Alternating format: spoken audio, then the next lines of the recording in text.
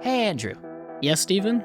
You know how we romanticize the days of going out to our local video store and sifting through endless amounts of movies, searching for our favorite films, and maybe even finding some hidden gems? Oh yes, I know it all too well. That used to be my favorite thing to do. Unfortunately, everything is online now. Well, what if I told you that there was a place online where you could get some of them same thrills as going to the video store? Are you talking about Orbit DVD? I knew you knew what I was talking about. Orbit DVD is located in Asheville, North Carolina, and online with OrbitDVD.com, they bring you everything your physical media heart desires. Yeah, they have an awesome website that stays up to date with the latest releases from all of your favorite boutique labels as well as studio releases. Not only do they carry American labels such as Criterion Collection, Severin Films, Vinegar Syndrome, and Warner Archive, but they get routine shipments on imports from companies such as 88 Films, Arrow Video, Imprint, and so much more. And with the option to sell or trade your used copies for cash or store credit, they really bring that video store vibe to you. So go to OrbitDVD.com and stock up on your Blu-rays. And tell them Chasing Labels sent you.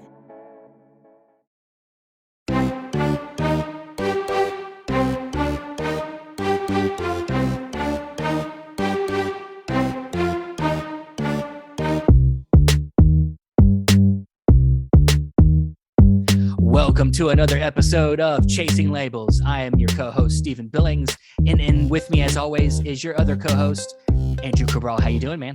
Doing good, Stephen. We are back here once again. I feel like I say that every single time. You do. I lost the intro. You know, when you do things all the time, it becomes like you don't even think about it. You just no. It's come so natural. Like, yeah, it's out of habit now. Basically. Yeah. Let me finish the rest of your line. So it feels like it's just yesterday we did this. It does feel like it was just yesterday.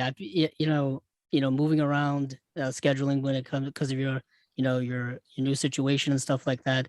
It does feel like we were just here. Yeah, it's a little bit quicker turnaround because now I think we're going to start recording probably on Saturdays now. Okay. Because it's a day that I don't work typically, so it gives more room for me to help my wife and then justify coming downstairs and leaving her for a few hours. For those of you listening, usually Sunday would be our day to record. It would give us kind of like a full week of like, just in case there's some extra stuff that gets thrown in there, so we can watch stuff if we could have time to watch it. Gives me an extra day to watch stuff basically. Yeah. So, but this is now episode or spy as we number say 57. Yeah, 57 is making our way through the world, I guess. I had a better. I'm going to have everybody in the world on this podcast. Yeah, everybody. I might as well at this point because we do have a very special guest today. I think it's someone that many people listening are very, very familiar with. Someone who has been just in this kind of podcasting space, in the movie collecting space, in this cinephile in general space, and that is Brian Saur from Just the Discs as well as Pure Cinema Podcast. How you doing, man? Thank you. I'm great. Thank you guys for having me so much. So as we always do, we got to, we're going to get as much as we can. We don't want to keep you too long. You got to get out of here in about an hour. So we're going to get as much out of you as we can and talk some Blu-rays. Rapid fire questioning. Rapid fire. Yeah. I'm ready. Yeah. All right. So, I guess let's start with the love of movies. Love of movies. What was the first thing that, the first thing you saw that really kind of like sparked your mind and got you interested in film?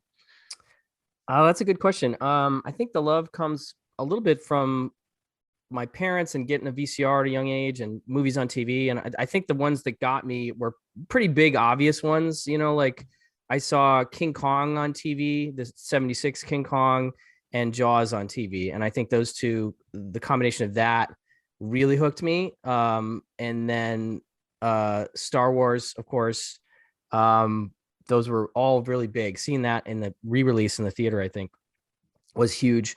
But for me, like in terms of the collecting, really hooking me with collecting, the Terminator is the one, because that was a movie that I absolutely adored. And like I said, I'm the VCR generation. And so getting to watch that over and over. And then finally, my first physical media purchase was a Terminator VHS tape, which I wish I still had, but I don't. And whose fault is that? Where did it go? Totally my fault. It's probably in my parents' house somewhere, But it was like, I remember it was like $15, and at the time that was a decent amount of money for me. But I'm like, I want to own the Terminator. This is a movie that I will watch over and over again. So I bought it, and that was the beginning of the end, as it were, for me. With the Terminator, I've always loved the Terminator as well, and it's a movie that I realized as I got more like started thinking about film in all different more broader ways.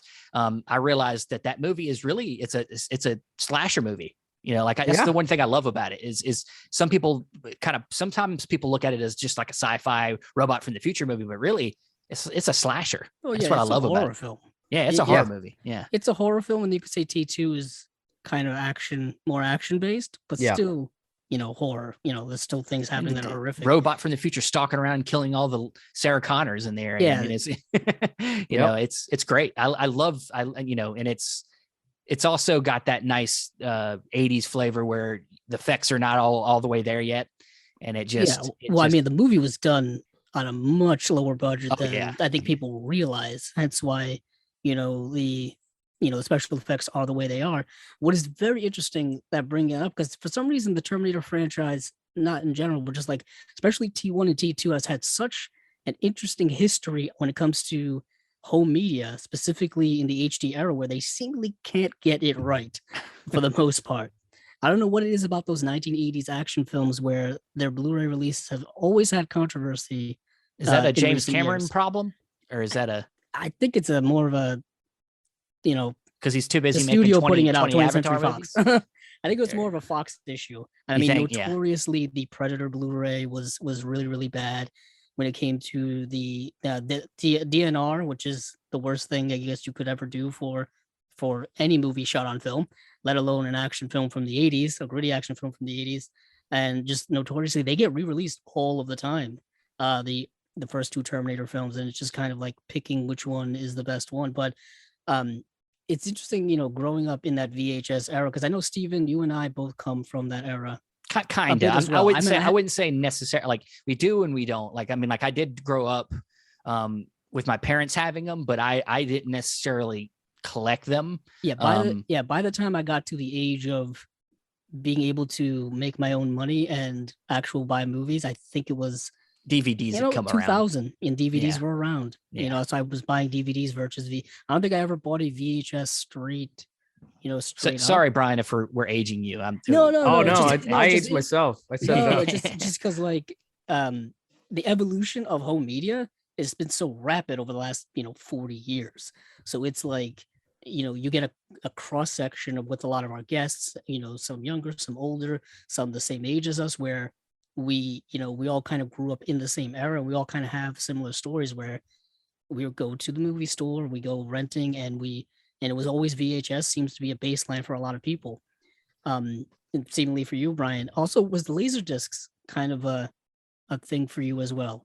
Well, because I feel like that's the lost format of like the last 40 years.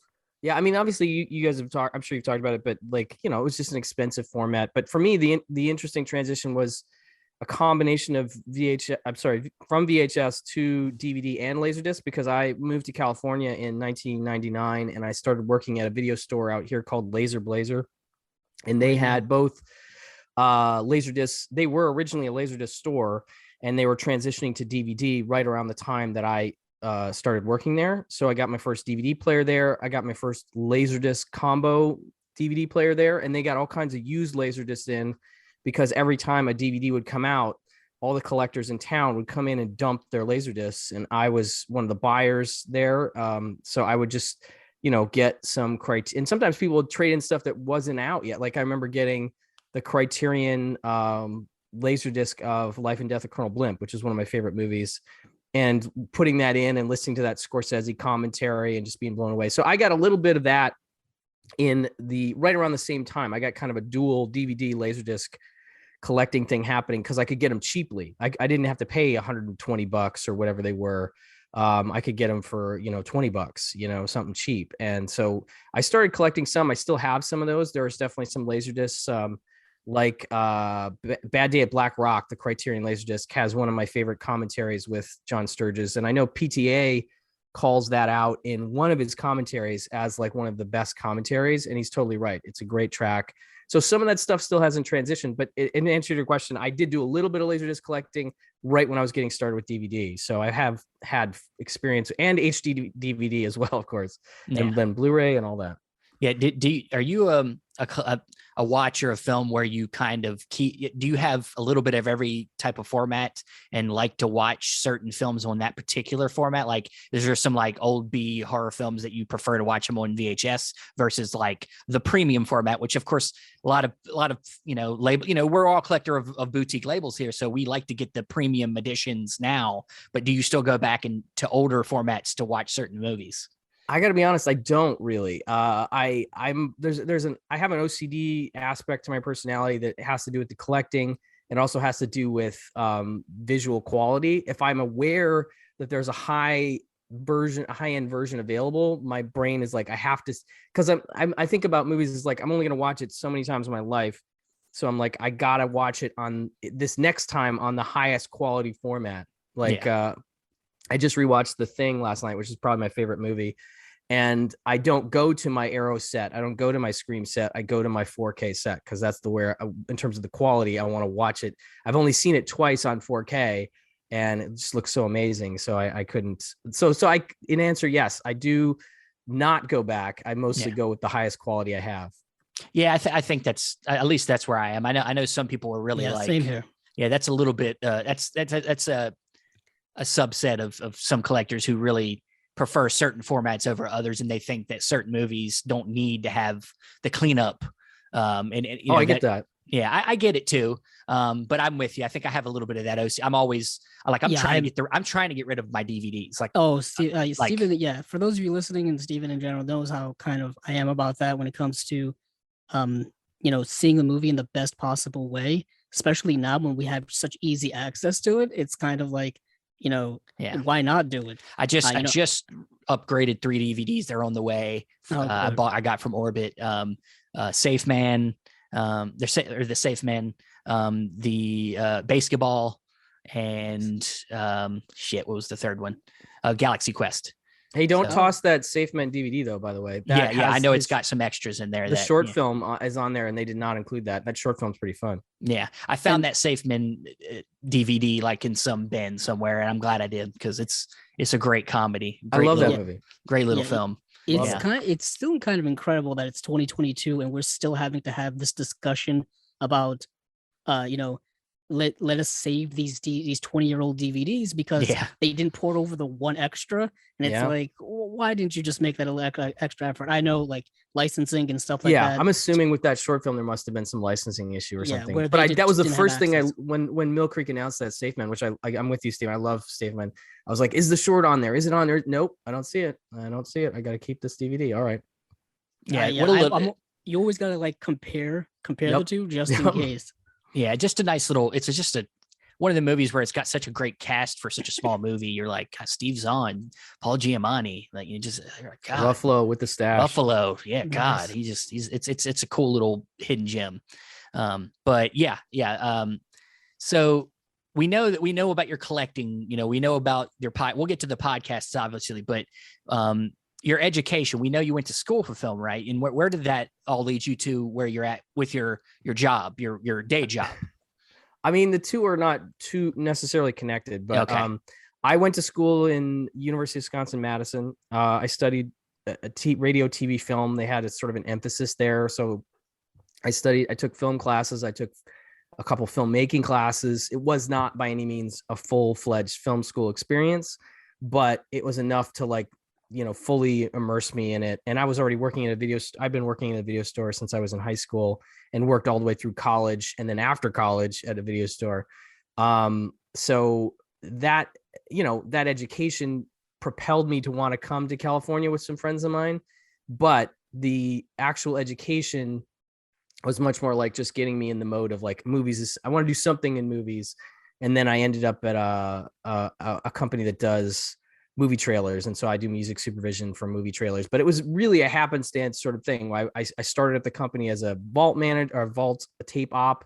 And then they had an opening in music and I started doing music supervision around 2004-ish. And then it just sort of spun out from there. And I've been in another company for about 14 years doing music supervision. A lot of the stuff I do has to do with Blu-rays though. We do featurettes, and I'll pick the music for the featurettes, for different stuff, some big titles and such. But yeah, it just sort of fell into it ultimately. It was the thing. So that's where I go with the education to career. Yeah, I think that happens a lot with a lot of people. Like you have dreams of doing a lot more. And that's just I think you find out that how hard it is to do that thing. And then sometimes you just end up falling into a different job that's probably underseen by most people. And yeah, you're a part of the machine, but you're just hidden, it's like, yeah. Yep. But I'm fine with it. I'm fine. Oh yeah. There's nothing. Of course. Yeah. If it's paying the bills, I mean, it's like, yeah. Yeah, of course. You could be doing something a lot. You could be doing something. You could be working at, I'm nothing against people that work at Walmart. I You could be working at Walmart. Whatever you do. Yeah. To get by in life. I mean, I don't think there's any reason to judge anyone just trying to get by in life at all, especially these days. There's nothing at all. When it comes to, I guess, going back to your collecting days, did that start when you were young, like a child, or was that just kind of manifest over time when it came to collecting these different formats and, of course, making the transitions, having to switch different formats? So, I mean, it was kind of a slow starter for me. I picked up that first VHS when I was in early high school, and we were always renting a lot, but we taped some stuff off television. That would be a regular way to watch a movie. So Pee-wee's Big Adventure and Cloak and Dagger were two family favorites that we watched off TV, which I would never do now. The other OCD part of me is like, I have to watch the full cut of the movie or a director's cut or whatever. But anyway, so that was a thing. But then collecting, I think, started when I started my first video store job about my junior year of high school, because we'd be working and then, they'd sell off tapes and they were cheap and it was like right there. And so I think I started to pick things up then. And then I started to find like Columbia House and some of those other things where you could get VHS tapes cheaply, or I'd order them through the store sometimes. And once I started on that and I started to get into books like Danny Perry's cult movies and things like that, I really started to pick up and like the movies that I couldn't find at my video store, I wanted to own. And so it just started the VHS. I eventually, when I was in college, I had a closet full of VHS tapes, and we would go in the closet and look at the tapes and just decide what to watch, me and my friends that I moved to California with. And yeah, then eventually that stuff just kind of just became obsolete and DVD took over. And so it was a steady, once I started the VHS collecting about my junior year in high school, it's never really stopped ultimately between the different formats. And now obviously it's a full-fledged obsession. Did you have the same panic that I had when DVDs started coming out? Because I walked into my local Blockbuster and the guy there was like, you see all these movies in here, all these VHS, they're all going to be DVDs. And I'm like, wait, what? Like, it's like, wait a second. I don't have a DVD player. How much is that going to cost me? Oh, yeah. Remember when DVD players first came out and they were like $1,000? Oh, yeah. And the same way with Blu-ray players. I remember they came out and they were like $999. And of course, with everything else, the prices come down. It takes time, tech, but yeah. To this day, new tech is always super expensive. And then it comes down, like when 4K players just came out over the last couple of years, they were like $400 or so, and now they're like $200. Back down to like where Blu-ray players prices used to be. Yeah, I think I have a little panic every time there's a new format because I'm like, which one am I gonna? Which stuff is gonna make it through the switch? And now we're starting to see for 4K, like, okay, it's going to be stuff that I need, like the 4K, like the Criterions and things like that. But yeah, it's always like, which movies really need that 4K treatment and which movies can I fight my OCD and say, you know what, Blu-ray is probably fine for this. But to be honest, I have trouble fighting that OCD. And this is a debate we have here all of the time. Steven and I, and then with certain guests is, which films do you need to upgrade? Which films are worthy to upgrade? And Steven is more, I guess you could say, Steven, you're more conservative when it comes to that. And I'm more like picky choosy, I guess. I don't know. I'm more, I don't know. I guess I'm you talking about, I'm picky and choosy. I'm the one that's I'm the one that's always like, I don't think I need the 4K of this. Yeah. You don't need a 4K of everything. I'm the one that's like, more kind, I'm not saying I'm against 4K, but I'm against this idea that it's always a good idea to do a 4K of something, because it does change. Sometimes I think certain films, it changes what maybe what the filmmaker was going for initially with this like upgrade of resolution. And like, I think some, for instance, some of these B horror movies, I don't think a 4K is necessary. Like, it's like, they're low budget movies. Let them be low budget. You could only get so much from the format. Like, you can only blow up a 16 millimeter so much, it shows the seams a little bit more, especially when they weren't intending you to see it in the highest possible detail, and things weren't composed in such a way as to show you that all that stuff in high detail. And I think that can take you out of a movie if it's too if it's too high def, for some of these. It's almost like when Peter Jackson was doing the experiment with the high frame rate. Yeah, it's almost like that's like an opposite end with the same kind of result, where it made things look kind of fake, more fake. And too real. Yeah, it took away the illusion. Yeah, it takes away some of that cinematic, view that you get, and that's what can happen with some of these movies that are low budget already. You're taking away some of that cinematicness through higher resolution. Not only that, when you're upgrading these films, even to any format, whether it was from standard def to high def or high def now to ultra high def, you have to go back and you've got to recolor things, and you've got to things have to be color timed in a different way, and the toning of certain things. You're messing with the grain and things being messed with a lot. Yeah. Steven brings up The Matrix all of the time, where they took away, they take away the green tint. They take away some of that green tint. I know this is something the Wachowskis said that this is what they wanted, and I have to be okay with that. Right. As long as it's from the filmmaker's perspective. Yeah. And then we talk about we've talked about recutting and like filmmakers going back and re-editing. We talked about the Coen Brothers release, the Criterion release, Miller's Crossing, cutting that scene, where they cut out a little, bit, section, like 2 minutes. Yeah. So where do you fall on some of that stuff?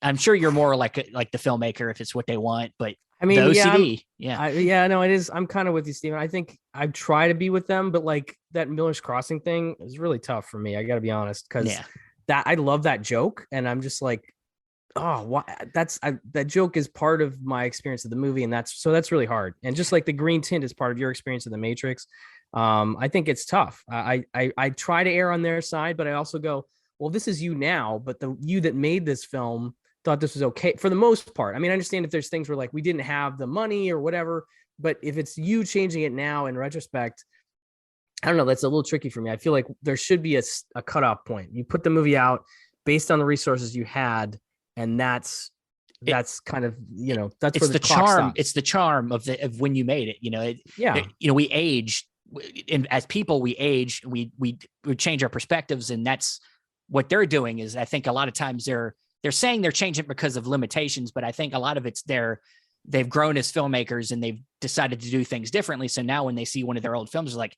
I would have done this. I was like, that's just if how I was you are making now. this now, I would do this. Yeah. If I was, if I had the budget, if I had this. Yeah, exactly. It has to be, I think, who they were at the time, the film they made at the time, Frozen in Amber. I feel like that is kind of what it is. It's the artistic statement that person was able to make with the resources they had.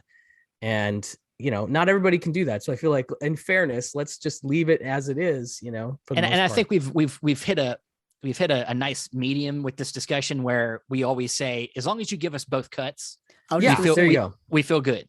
Not even that, maybe even transparency, I think, is important. Like, absolutely, like the Criterion one, people didn't know that happened until it actually came out and people had it at till some film nerd found that one section of the movie that was different. There's something missing here. And it's like they could have told us like that in the press release, saying, I'm sure they were just like, nobody's gonna notice. Nobody's gonna notice. It's like, cinephiles, dude, this is one of your most beloved films. Of course they're gonna notice. Not only that, but I noticed like a lot of us are very detailed oriented. We live and breathe movies. We know, especially the movies we love, we know them to a T. So we're not gonna miss these things. We'll miss dialogue. We'll miss frames. We're not missing the slight tint change in a movie. I'm not missing that. I'm not missing dialogue. Yeah, we're not going to miss what they're saying. Yeah.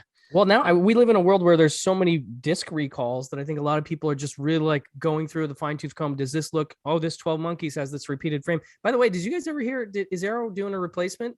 I haven't heard a replacement. I don't think that they've announced a replacement for 12 Monkeys yet, but I know they did that. For Henry Portrait of a Serial Killer. No, I got that one, but then they had the repeated frames, the 4K and 12 Monkeys, and they acknowledged it, and they acknowledged it. I think it was in the master they got, which I think is probably the issue, is sorting that out. But I'm still waiting because I want to get my replacement 12 Monkeys 4K, but I haven't heard an announcement yet. So anyway, if you guys had heard, I was curious.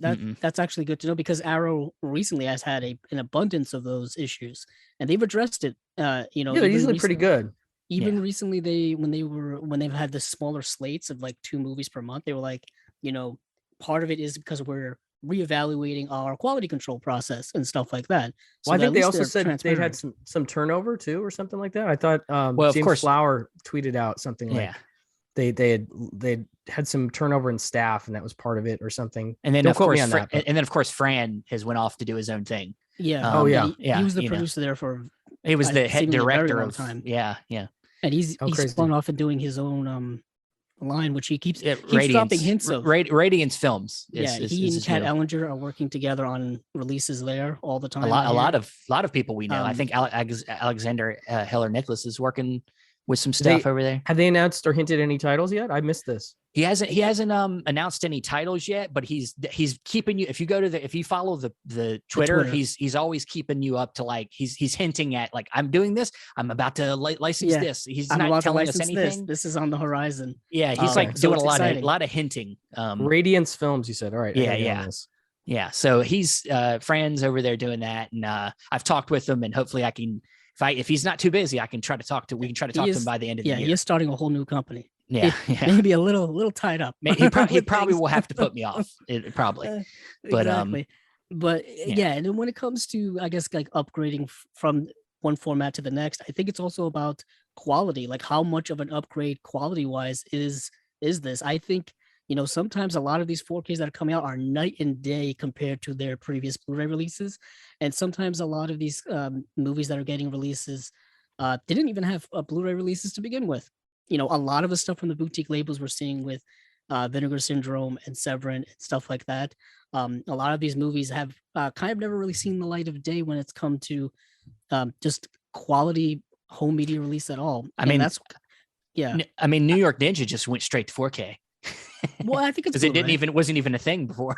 Yeah, I think it's Blu-ray. Yeah. Oh, was it Blu-ray? I thought it was a 4K. I get them across. The Miami Connection got the 4K, right? Yeah. Yes. But I think those movies are so similar that I'm like, do I have also 4K of New York, or do I have anyway? Yeah. Also the artwork's exactly the same. Artist. Yeah. Similar artist. I literally just got it, and then when I opened it up, and it was the Blu-ray, and I was like, wait a minute, was this supposed to be a 4K? Because I confused VSP and VSU. Because I recently got Beastmaster as well to kind of catch up with the VSUs, and I was like, no, the VSUs are 4K, VSPs are Blu-ray. So they got so many sub labels and sub things at Vinegar Syndrome, and that's kind of where I wanted to transition, I guess, straight to Brian, because my knowledge of Vinegar Syndrome and Severin is literally from Brian. I do nothing at all about Vinegar Syndrome, anything like that. First time I ever heard about it was through Brian, and I think his YouTube channel, which you started very recently. It'll be 2 years in September, I think. Mm-hmm. I want to say 2 years. Maybe I'm losing my mind, but I want to say about 2 years in September was when I launched it. That's awesome. No, Vinegar Syndrome, incredible label. They've really become something so special. They were special from the beginning, but to see where they've come now, to be able to hold that Cloak and Dagger 4K in my hands and go, oh my God, this label that was doing these incredibly obscure, and they still do incredibly obscure, odd little genre pieces, but to have that Cloak and Dagger just was an absolute collecting highlight for me. As I mentioned before, it was like a big family favorite, and I know you guys have talked about it on the show, but like the packaging on that 4K. Incredible. Just some of my favorite artwork I've ever seen on a Blu-ray. And they just to see them get in, they've done major studio stuff in terms of MGM and stuff, and Beastmaster was pretty big, but to get a Universal movie like that I when they were teasing it, I was like, no way, that's such a big movie, and I would be amazed and so happy if they got it. And when they did, I was like, wow, they just blew my mind. They absolutely blew my mind. I would even say that, Brian, you've probably noticed this as well. Over the last 2 years or so, there's been an explosion in popularity when it comes to boutique labels, specifically Vinegar Syndrome. Yeah. I mean, we cover their releases here every single month, and recently, especially their partner label stuff, oh my gosh, is selling out like wildfire. Is just completely, selling out so fast because the popularity of it is so high right now, and the quality is really, really fantastic. I mean, I can't stress this enough. They're taking movies that are borderline unwatchable aesthetically because all you're seeing is VHS rips on YouTube, and they're giving us Blu-ray releases that make these films look incredible. Truly stunning work, and I just emphasize that all the time because there's so much turnout every single month. That partner label page is insane. I mean, it's just insane how much. I don't know companies now there. Yeah, I mean, good stuff. Yeah, I mean, to start with places like AGFA and Fun City Editions, which I know you guys have had Jonathan on the show. He's a good friend of mine, and couldn't be happier with what he's done. By the way, if you guys haven't seen Heartbreakers, that is a fantastic movie and highly recommended. One of the best, I think, quality. I mean, I love all the films Jonathan's put out. I think they're all really interesting, but that is one of those that I think is really underrated and underseen and is among the best films he's put out. So definitely I recommend people check that out. But yeah, seeing them start with partners like AGFA, who does some really crazy, interesting stuff with their combinations with Bleeding Skull and Something Weird, and then Fun City, and then expanding out into all these other, like, I don't know about you guys, but seeing Heavy Metal Parking Lot get announced by Circle Collective this last month, and seeing all those Jeff, I think, Krullick films that are included in that package, that is like such a winner. He's done so many of those like documentaries that are all included. That's an incredible set. I just am so psyched. I think we covered it last week. I think it was 13 movies on there or something like that. It's crazy. I mean, there are a lot of them are short. Like Heavy Metal Parking Lot is only about 15 minutes, depending on which cut you watch, but they're amazing little time capsules, and Heavy Metal Parking Lot has so many great characters that are just these people that were in the parking lot. Yeah, they're in the parking lot of this Judas Priest concert in 1981. And anyway, that one, when I saw that was announced, I'm like, wow, they did it again. It's just, they're continuing to put out so much interesting, and the new stuff, I can't keep track of this. I mean, the stuff that the catalog is doing, I'm so excited about. Like Elijah is great. Yeah, Canadian International Pictures has also been pretty popular. Their stuff is selling. They're relatively new, and their stuff is one of my favorites every single month now. Yeah, I know Buster Keaton Rides Again, which I do have. Great set. It just sold out so quickly. Yeah, that's a great set. And their recent stuff like Forbidden Love, the lesbian short films, the documentary film stuff, is already almost out. I think the limited even the stuff they announced last week, Don't Let the Angels Fall, is already down to under 500 copies. Yeah. Wow, I'm so happy they're doing well, because I really love. They're one of my favorite partners for sure. But there's so much great stuff coming from all those partners. Like, you just got to keep an eye on everybody, really. Saturn Score has become a lot of fun just through their video shot on video kind of stuff. Yeah, I picked up Sinister. Nice. Yeah, and that's a weird movie. That's for sure it is. Yeah. Burglar from Hell, baby. I'm all about Burglar from Hell. Burglar from Hell, yeah. It's fucking nuts. Yeah, a lot of that stuff is and a lot of that, especially that Saturn Score stuff, like all that shot on tape stuff, is impossible to watch anywhere. That's the one thing, is also a lot of these films are being either rediscovered by people or discovered for the first time by a lot of people. And I think that's the most thing that I find interesting every single time these are announced. Like, and especially things that sell really quick, like Jack Be Nimble. Never heard of this movie until last week, and now apparently we were missing something. We were missing out. I never heard of it until last week, and it's all right. Yeah, the limited already down to a standard edition, under 300 copies. Wow, it's just incredible. Jack is very nimble, apparently. I guess. Anything from Fun City as well. Is incredible. Heartbreakers, I actually can't wait to get it, because it was another one of those where it was like a 4x3 like like rip on like YouTube or something that I had to watch when we covered it on the show. This is going to be so much better. It's a really good film. These are a lot of like hidden gems from Fun City. Yeah. And I've been trying to catch up on a lot of these releases basically through the sale recently, and then trying to hunt for them on eBay as well. That's more the darker side of boutique label collecting, is once you miss out on stuff, you have to hunt these things down, and they are super expensive. I don't ever want to do it again, Andrew. I know. I used to be me. I used to be me, and now I try to pre-order things before. I had to go back and get you got the slip. Edition. Nice. Yeah, Alphabet City with the slip. Usually this was going for about $60 on average on eBay, and then someone was just selling it like on an auction, and no one was bidding on it. I ended up getting it for around $40, which is about what you would have spent when you bought it originally. So I was super lucky. Nice. So, well, I'm glad. That's a beautiful slip. And it's the first Fun City, so there's something really special about that. And I remember because you were one of the first people ever to talk about Fun City. I think I was going to say I discovered Fun City through you. So I mean, obviously I had the inside track because I knew Jonathan had talked to me before the label even started, and so I was on board day one. Also because we're, like I said, we're friends and we have similar tastes. He's also a Danny Perry fanatic like I am, and we sort of bonded over that. So I knew that anything he was going to do was going to come from a place of really interesting, underseen cinema, some of it coming from the Perry books, but that sort of sensibility, and he has that to a T, and he's done such an incredible job. Like, I mean, I just couldn't even imagine, like, obviously one of my dreams would be to have a label, but like, I just don't think I could have the consistency that he's had for the amount of time he's been doing what he's doing already. And I'm so happy for him. It's just such great stuff. Yeah, it must be a heck of an undertaking to do that, kind of being, a one-man band in a way. Yeah. And, when he was on, I really wanted to ask him, how the process was when it came to even just, the basic idea of searching for movies that were available to license. Like, how does that process go? Like, is that I liked it. Stuff? Yeah. And he's tricky.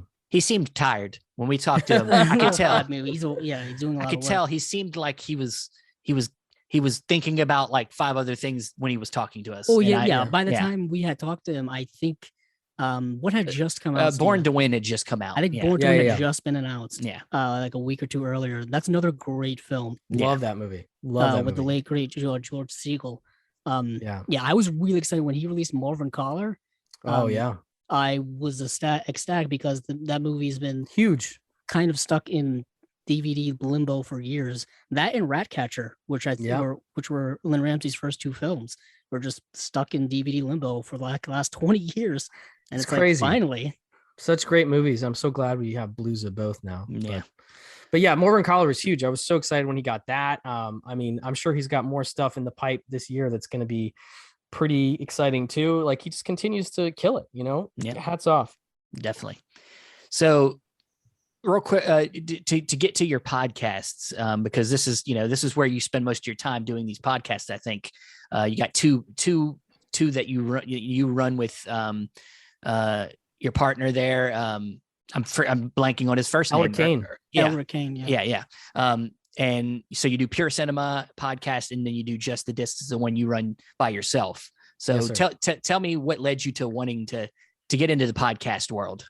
I'll try and do this briefly. I started listening to podcasts around 2010 or so because I have a long commute. I work in LA, but I live about an hour and a half out of LA. So every day it's about 3 hours to drive in and out.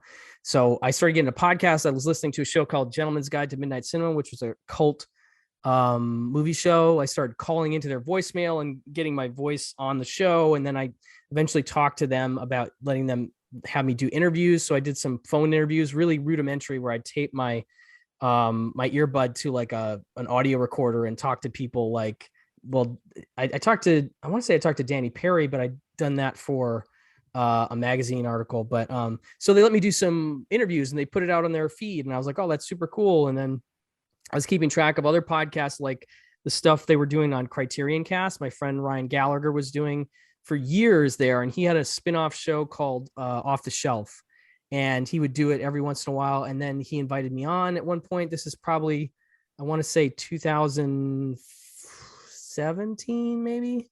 I'm trying to, no. That was when, sorry, 2014 or 15. I think 2015. And we just started doing a weekly thing, kind of like what you guys are doing, where we would just talk about the news, what was announced, and then talk about each week's slate, and Ryan was super nice to have me on. We did that for about 2 years. It was wonderful. And it was my first experience getting people to sort of following what you're doing and giving you feedback. And it was incredibly invigorating to have that. It was kind of mind blowing. You're just like, we're just talking about Blu-rays, but people were really excited about it because of the following Ryan had developed through his work with the Criterion Cast slate of podcasts and his website.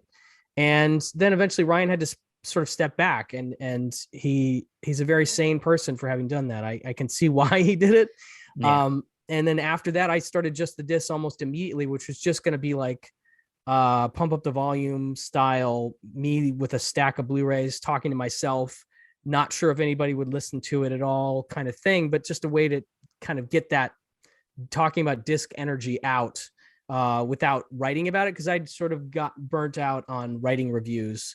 I like to write reviews, but talking about the disc was a little more fun, and the podcast format, it got me really excited. So I did that for a while. Right around the time we started Pure Cinema, which Elric was a friend of mine. I'd sort of known him online because of a show he did called Killer POV, and that's a horror show. And I'd asked him to do some film discoveries lists for a website that I have called Rupert Pupkin Speaks, which I've kind of let go a little bit, unfortunately. But it was like movies that people had seen for the first time any given year. And he started doing lists along with some other people on that podcast and other shows and other people. And we became friendly. And then I eventually interviewed him for a documentary project I'm working on. And we just hit it off. And he was like, we should do a show. And he had thought about it as being like a double bill kind of format. And then we sort of worked out this idea of 5 films which is our, kind of our thing. And then the pairings, which we do a lot too. And then eventually got hooked up with the New Beverly with Pure Cinema. And that really blew us up and really has helped us reach a lot of people. And we've had a lot of really great guests that we're incredibly lucky to have had. And it's been quite a run. It's a real passion. Both are passion projects, but Pure Cinema is definitely the one that we hope to do into our old age. That's our goal anyway. It's been a lot of fun. Yeah, that's, I think how long we've been podcasting? It's been about 4 or 5 years now. Since something like 2016, I think. Yeah, something like that. No, actually 2018. Yeah, we started out doing Cinema Discovery, which was just talking one movie at a time. It went through different iterations. Yeah, iterated. We would talk like certain film movements. Remember, we did a whole episode on French New Wave. New Hollywood. We did a whole silent, like early silent film. We did a film noir episode. Yeah. We did all kinds of stuff. But what I was going to say was that it was I think your podcast or your presence online, not the podcast yet, but your presence online and of course, and even Criterion, because I was listening to the Criterion Cast at the time, and that's what got me into wanting to do podcasting, nice. Because I like you, I needed a place to talk about movies. As much as I have some friends, but they don't all have they don't speak movie like me. Like they don't, they can't get the references. They don't, and even now my wife, I can't talk to her like I like to talk. So I need an outlet somewhere. And of course our friend Dan Skipallen introduced us to each other through his work he was doing. And so me and Andrew have been talking movies now for 5 years. And yeah, it's a good place to really get that energy out. And also, of course, having guests has been really with the turning point, because when we started doing this show is when we decided to start really doing guest work. And that's just really made it even more, makes that world that feels small so much bigger. Collecting film. I've been talking with people that I've been, idolizing, I guess, for lack of a better term, for many, many years, like Brian. I got to talk to so many people that would you calm down? I got to talk to. Would you calm? Initially, he's going to leave. A little behind the scenes. Too kind, sir. Too kind. Yeah, Stephen had told me months ago, wasn't it like earlier this year, that he had contacted you, and I promised him, I was like, I'll promise not to fanboy out. Oh my god! And I think I've been pretty good, Stephen. You So, you did all right. You yeah, did all right. thank you. I'm just saying. So sweet of you. Until now. I mean, yeah, until now. So I gotta keep it down. I gotta keep it down. Like when Eddie Muller came on, Oh and man, I would lose my mind. and I was like, I don't even know Bizarre. how do I talk to someone? Like, No, okay. can I See, talk to him about nobody noir? saw this, but Andrew dressed up for the, Yeah, I the dressed audio up for it. podcast. That's awesome. That is awesome. I would too. I mean, you want to get the fedora going. You want to look Yeah, nice. For I everybody. just- But the just thing put is Eddie dressed down. Yeah, Ah. it was, yeah. So it was the opposite. Yeah. That's hilarious. Also, totally makes sense for him. That's Yeah. hilarious. Yeah, and it's like with him, it's like it's that aura, that mystique of Noir Alley, and I have his books and all that kind of stuff, and it's just He's like, amazing. He's amazing. how do you approach someone How do you talk to with Quentin Tarantino and feel the need and find a time to actually say something? Yeah, back? I would even Brian, you probably experienced this as well. Kind of like, Yeah. how do I talk movies with someone whose knowledge is like an ocean? Yeah, I mean, it's intimidating as hell. I mean, there's no question about it. That I think the only in that I have with that is that he came to the show because we were his podcast for the New Beverly, and so I knew that he was listening and at least didn't hate us, like enjoyed us enough that he didn't kick us out, just didn't say like let's get rid of these guys. And yeah, it was just one of those things where once you just sort of sit down with him and talk to him, he's just a dude, but he obviously, I have an incredible reverence. It still blows my mind every time I've talked to him. I'm just like, this is fucking crazy. I can't believe this is happening. But yeah, it's just one of those things you sort of get used to it, and you just sort of like, you're just trying to hang out with somebody and keep up with them. That's really what it is. And but that's been incredible. I mean, I never thought that would happen. That's mind blowing stuff. Yeah, and not to we're not asking for a bunch of different stories, but Edgar Wright, Ryan Johnson, you've had a good slew of great, people that we all admire, Yeah, and at their core, they're I assume they're cinephiles. Absolutely. I think that's the thing. I think you guys, just like me, you connect with people on that level of love for cinema, and they can I think that the people like that can tell when you're the real deal, in terms of like, you just really are about, you're not about talking to them to talk to them as sort of a status thing. It's more like, let's connect about movies. And I think once you do that, it's just, the thing with Ryan Johnson was so fun because we had him, we did it live not live, we did it in person. And then when we were done, we walked out with him and we're just going to say goodbye. And we're just like, we're going to shake hands. And he's like, bring it in. He's like, he wanted to give us both a hug. He's like, we just talked about movies for like a couple hours. Like it's, and I was just like, that guy's the coolest, man. He's just so neat. And yeah. And Edgar was amazing too. It was just like talking to those guys is so, I don't know, like I said, just connecting with cinephiles. Surreal. It's like surreal is absolutely the word for it, just when you're dealing with people who've done incredible cinematic work that you love and appreciate. I kind of have to push that out of my head when I'm talking to them. I'm just be like, let's focus on the movies, or I'm going to get like fanboying myself, So, and that's how we are. I think cinephiles are like that about filmmakers, whilst most people are like that about actors and actresses.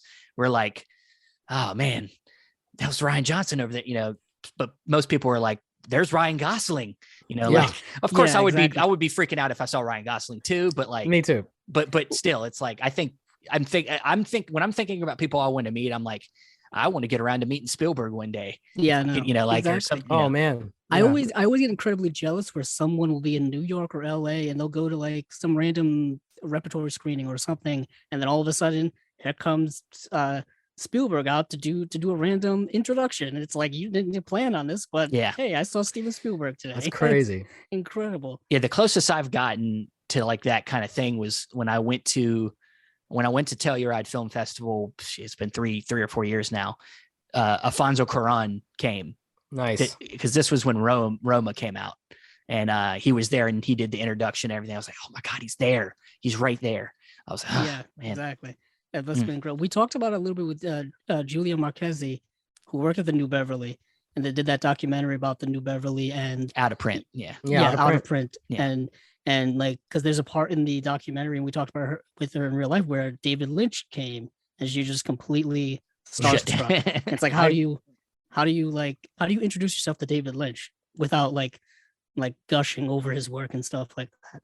Yeah, I saw him once at a Q&A, and I actually got a question in and he seemed to like it. It was about, I was asking him about Sunset Boulevard. I think I've talked about this on shows before, but I don't even remember really what he said because I was just so like, he's answering my question. This is David Lynch. Oh my God, you know? I get like that sometimes too. I'll be like just listening, and then like I'll have a question, and then suddenly what point I was trying to get to just fades away. I'm like, your mind goes completely blank. Yeah.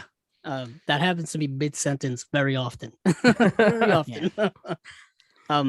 But Stephen, do you have any more? No, I don't know. I don't know if you have to go soon. No, if you want to talk about some releases, we can do that. Yeah. I was going to just say, we don't need to tell you. If you're listening to this show, you probably listen to Brian's shows. So if you're not, though, please go check out Pure Cinema Podcast. They got regular, and Just the Discs, regular stuff all the time. This guy's working overtime. I don't know how he does it, but he's getting stuff out every YouTube channels and podcasts all the time. YouTube channel has gone incredibly well, I would say. Thank you. Yeah, that's been a lot of work, but yeah, it's fun. It's been a really new engagement level, a new thing to be. It's weird to be on camera. I'll say that, but yeah. Oh, very much so. And we've been asked about doing camera, and I'm just like, like it's a whole extra thing. Like it's a whole, and and the OCD thing with me is when I do video stuff, I like to do like, intros and I like to make it a thing, but it's like, I don't have time to do that. Like I don't have, I would love to too. I would love to too, but I just can't. Like there's a point where I got to say, nope, I would love to have the edited content and all that, but I'm literally going to lose my mind. I'm at that actual breaking point where I'm like, I'm doing too much. I shouldn't probably be doing this much, but I'm going to try and keep it going. Yeah. I've been the same way. I did movie reviews on YouTube from 2016 through all the way up through the end of 2019. And it was just like a constant thing, like every week. And also there's a lot of pressure too. Oh yeah. Especially when you're doing these like current movie things, because you want people to watch the stuff now while the movie is into people's consciousness and stuff like that. Yeah. When it comes to these things, I feel like there's more of a staying power because people are always coming to collecting. If you don't buy something when it comes out now, you can still buy it in a year, but what we talk about it is still relevant because that product is still there always. I think podcasting, unless you feel you need a visual companion. I don't feel like it's necessary to. I mean, we do a lot of kind of that stuff now with Blu-ray reviews and stuff like that, especially with these elaborate sets. So people kind of get a sense of, what these things look like. That was always my intention, because if somebody's gonna buy a $50, $100, $200 set, I'm the person who kind of wants to know everything about it. Like, how does it look? Is the cardboard good? Is the disc placement good? All that kind of stuff. And that's kind of missing a lot sometimes when it comes to YouTube.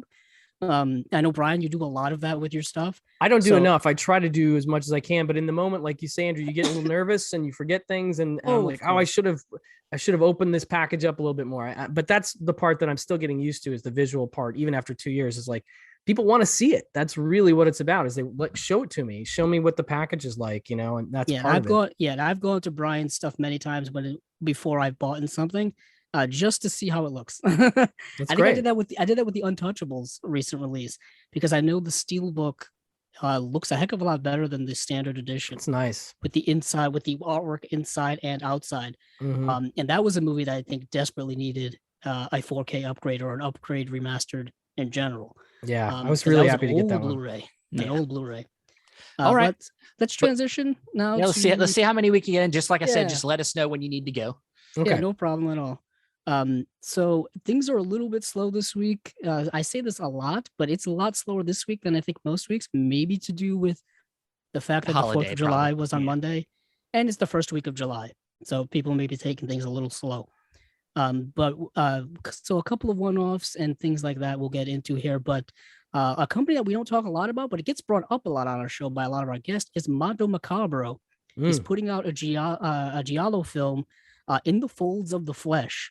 And it just says coming soon. And Mondo Macabro, super small company, but they put out really great quality stuff, and they put out a couple of releases here and there. I think, Stephen, we talked about, good. What was that movie that we were surprised that it was still available to buy? We talked about it when we talked about Orbit DVD. Oh, dude, that was months ago. I know. I'm gonna put You're you on the asking me to spot. remember something I talked about with Mark McCloud back in Yeah, I know. October. But anyway, Yeah. it was a movie that came out. Possession. That's what it was. Okay. Possession. I think they had put out a release of that years ago, and it was Oh yeah, surprisingly still in print. you're and talking people were about the still finding it. Mondo Vision, Oh, really? was it Mondo Vision? Yeah, yeah, Oh, yeah. Okay. yeah. Yeah. I'm getting companies Yeah. confused. There goes my whole intro there. Never mind that. Man, Scratch never mind. that. Scratch that. Edit that out. But Mondo Macabro is putting out In the Folds of the in the Flesh, which is a giallo film from 1970, I think. Yes. Brian, I don't know if you've seen this movie, but it's I gotta be honest, Mondo Macabro is a label I collect. I actually literally just picked up their release of Hotel Fear, which Elric was a big fan of. I don't know anything about that movie, but he liked it. It was on sale at Amazon for like $15. I'm like, I'm gonna snag Hotel Fear. But they are almost I want to say almost 100% movies I've never seen or heard of. And I'd like to pride myself on being a guy who seen a lot of stuff, but boy, they put out some obscure stuff, I'll tell you. And so it's always blind buys for me. So I got to be a little tricky, careful about the ones I pick up. So I don't know this one. And I'm on the fence about Giallo personally. I like it. There's some, I own a lot of them, but it's one of those things where I'm kind of still waiting for the ones that hit me the way that I feel like they hit other people. And I'm going to continue to buy them. I'm just waiting for that because I can see the potential for it to blow up and just be something that I'm like, okay, I get it now. But I think they're incredibly stylish and wonderful. And so this is a film I'd never heard of, but giallos in particular are tough for me to blind buy because I'm so hit or miss with them. But very much. Yeah, very sounds much interesting. Not all giallo, I guess, is created equal. No, I feel the same way. I feel the same way about musicals. I like musicals, but there's some that I'm just like, you're not getting me.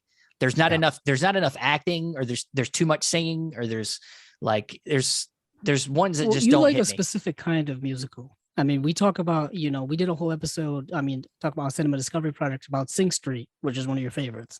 Yeah, that's a great movie. But then we debated on. I debated on whether that's really a musical. I mean, I know it's a movie about music, but it's music performances. It's not traditionally a musical.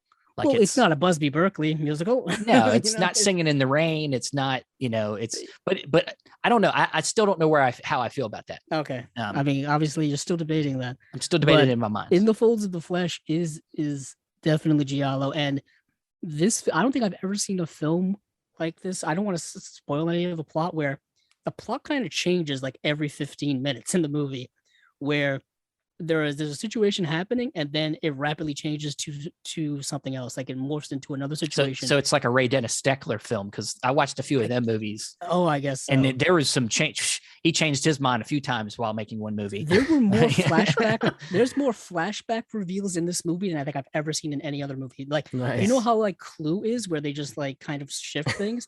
It was like that like 10 times over in this movie, in the third act, to where like you're getting reveals and revelations, and then you'll get a reveal, and then no, it'll be a lie, and then they'll reveal something else about that reveal, and it's just like, this is sounds wild. Like a Spanish soap opera. It very much kind of was, and it's got all the kind of the staples of giallo, like murders and weird stuff going on. It's kind of entertaining. It is a cool like 90 minutes long, so that was kind of great about it. But I actually ended up digging it pretty very much so. But I guess moving on from Mondo Macabro, we have a couple of things from 101 Films, which we don't talk about a lot here. This is actually an AGFA release from 101 Films. Sometimes Aunt Martha Does Dreadful Things, a long title of a film. And very descriptive. It's just very descriptive, straight to the point. This film is like John Waters meets Douglas Sirk in a very twisted way. And it is, basically these convicts or these criminals are hiding out in Florida, and one is dressing up as the other one's like elderly aunt to kind of hide out. But they have this weird, like, underscored homoerotic relationship that's very that's the whole John Waters aspect of it, and the fact that it's low budgeted and just the acting's not great and all that kind of stuff. But it's just them back and forth this whole time, and it's twisted and dark, and just it is rather trashy in the rather John Waters type way. And yeah, it's a lot of fun if you open your mind in that way. But yeah, it's not the best title though. The title's a little too long, but it's definitely just come on, scripted. man. Look, Yeah. the unbearable weight of massive talent. I know. It's amazing. It's I an know. amazing title. That is mean, an cool. amazing title. Yeah, long titles I've can got- work sometimes. I've got it here. Now that you bring it up. See, Of course you this do. happens a lot on the show, Brian, where Steven will mention a movie or a guest will mention a movie and it'll be around me by happenstance. It's I love it's it. just floating around all him the as he time. talks. Yeah. because I have movies like surrounding me on the couch where I sit to do this. So it just stacks around me of stuff and I'll just pull it. So that's one of the things on here. But yeah, the sometimes Aunt Martha Does Dreadful Things is an interesting movie. But like I said, John Waters meets Douglas Sirk, but they play it seriously as well, which makes it even more twisted. Interesting. Yeah, just an odd film.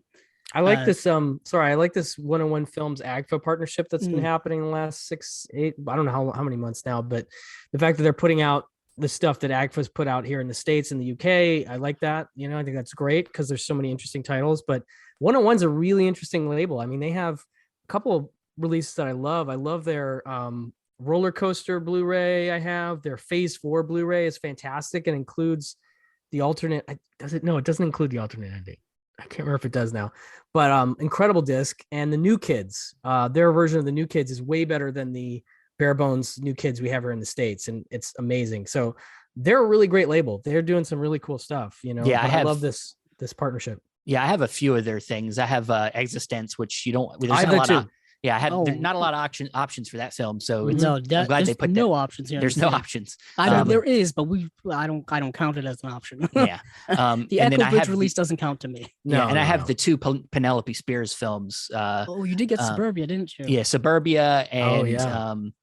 The Boys. The Boys Next Boys Door. Next Door. Nice. Yeah, Yeah. So you had in the States, we had the what? Severin and the who did the Suburbia was Shout Factory. Shout Factory. Yeah. I think the Suburbia disc is identical to the Shout Factory, or what I would have gotten it because I like that movie a lot. Yeah, that's Penelope Spears. That's the film she did after she did Decline of Western Civilization. So I think part 1. Yeah, and I think so. And that movie's kind of like I mean, this is going off a little bit, but it's kind of like the movie version of what she was saying in that documentary, where it's the punk youth scene, and it's a really good film. Yeah, I like Penelope that movie a Spears' work lot. is fantastic. I need a boutique, but you know, we do need a boutique of Wayne's World 1. I would love that. I mean, a nice re-release. The first Wayne's World. You know, the Paramount Steelbook I got recently, it's not bad. I mean, it's porting over mostly the DVD stuff, but yeah, it's such an interesting thing that they chose her to do it based on, you know, Decline. And I'm not sure if it was the other, I think they said it was mostly on Decline at the time and not necessarily the other movies, but I can't remember now, but yeah, really fun Steelbook from Paramount, but yeah, it needs a nice, I'd take a 4K. Yeah, let's do it. Let's do it, guys. Isn't it the 30th? Is it the I think it's the 30th anniversary? Yeah. This year? Yeah. That was a very special film that I watched a lot as a kid. That and the sequel as well. Which one do you guys like better? I know the first one's probably the better movie. Are you a Wayne's World 2 guy? Oh, I love Wayne's World 2. No, I do too. I haven't seen it enough, but Wayne's World was just like a huge one for me, and it was basically my first high school girlfriend. Like that was our SNL, and Wayne's World was our thing. And so when the movie came out, it was like a huge deal to me. So like I like Wayne's World 2, but the one connected so firmly to my life at that time that I can't give it the edge. Yeah, I always go, you know, I know just like any Mike Myers joint, he likes to repeat the same jokes in his sequels to his movies over and over again. Very true. But I love the scene where he's talking to the guy with the dilated eye, and he's just like, you know, like, I got to dot all the cross all the T's and dot all the lowercase J's. you know, just like this. There's some great, you know, and then there's like the Jurassic Park reference in there where they go to they're looking for the field that they're going to do the festival in, and you know, it's pouring down rain, and fucking dinosaur shows up. Yeah, I mean, there's the whole like. I totally forgot about that. There's the whole Doors movie reference where he's having these dreams about, you know, a half naked indigenous person walking through the desert, and it's like Jim Morrison tripping on acid in the desert and stuff like that. He's dreaming about Jim Morrison, and I mean, it just it's a little more expansive, and it's just got it's way more out than the first film. Yeah, even though the first film does have, you know, its movie references as well. That's always a special film. Yeah, I love both of the movies. Yeah. I mean, 101, and just going back to 101 films, they put out that really cool looking Johnny Mnemonic edition, limited edition recently. Oh, yeah, that's good. And the other one I have is and all the other release of theirs I have is Taking Shelter. Okay. That's a great movie. Yeah, the Jeff Nichols, is it Jeff Nichols? Yeah. Oh yeah, I have the one they released here. I don't know who released it here. I think it was just Sony Classics or something. It may have been Sony Pictures Classics. That sounds right. And I know they. Damn it! I meant to get that Taking Shelter. Steven, you're gonna make me spend some money. I'm sorry, man. Sorry. I actually wanted to bring this up. I'm actually glad Brian's here because I wanted to bring this up.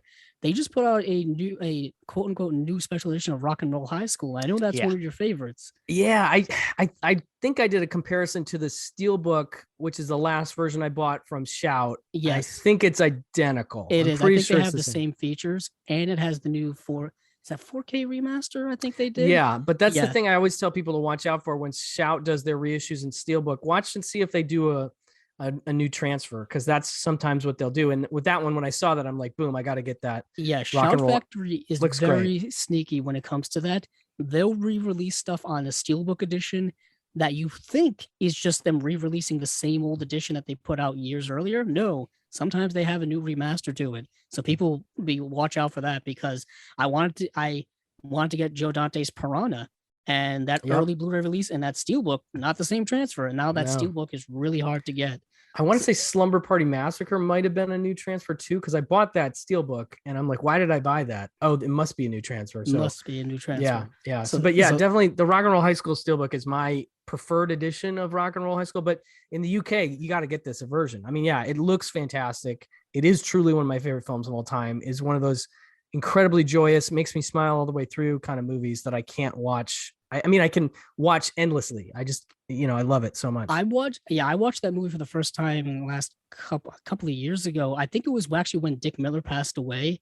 This happens to me. I know this happens to a lot of people. I mean, even recently, James Caan just passing away. Oh, yeah. Everyone's going to be watching his stuff now. I see so many people rewatching The Godfather now. I'm seeing people watching their editions of The Gambler from Imprint. I just actually bought it. It's a great just one. Because Freebie and the Bean.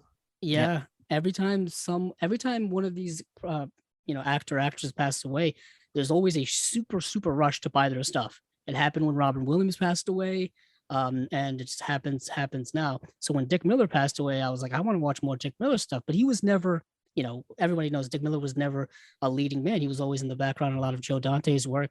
So I randomly watched Rock and Roll High School just because he's in it, and I ended up enjoying the heck out of the movie just randomly. And then it wasn't until few years later that you talked about, and you're like, oh, this is one of my favorite movies. I was like, nice, I've seen it. Nice. Seen it. We got a good story from was it Justin Beam? Yes. Yeah, he talked about Dick Miller and his passing when he was talking with Roger Corman, doing a commentary or doing a feature on one of his discs. And he said it was one of the biggest moments of his life, that conversation. They kept like I think a seat in the room and with the microphone just in his memory, because they were supposed to do like a commentary together on a film. I can't remember the film. I think it was the Piranha. I don't know what it was. I can't remember what it. I don't know. Talk about humanizing somebody like Roger Corman. He said that like he went through the McDonald's drive-through with Roger Corman, and I was just like, how can you give me some French fries? That's awesome. On the way to the commentary, just incredible stuff. Another Roger Corman classic. But yeah, so moving on from 101 films. Actually, no, because they have other stuff. Moving on to another title from 101 coming out in August is Wicked World, another AGFA title. And this is a film I did not get to see, Steven. Nah, me either. Yeah. But yeah, it's I don't even know if we could have found it anyway. I think maybe it's floating around somewhere. But yeah, this is another one called Wicked World. I want to say they released this here as well back in 2019. Yeah, and they just did a reissue in the States here. I want to say this year.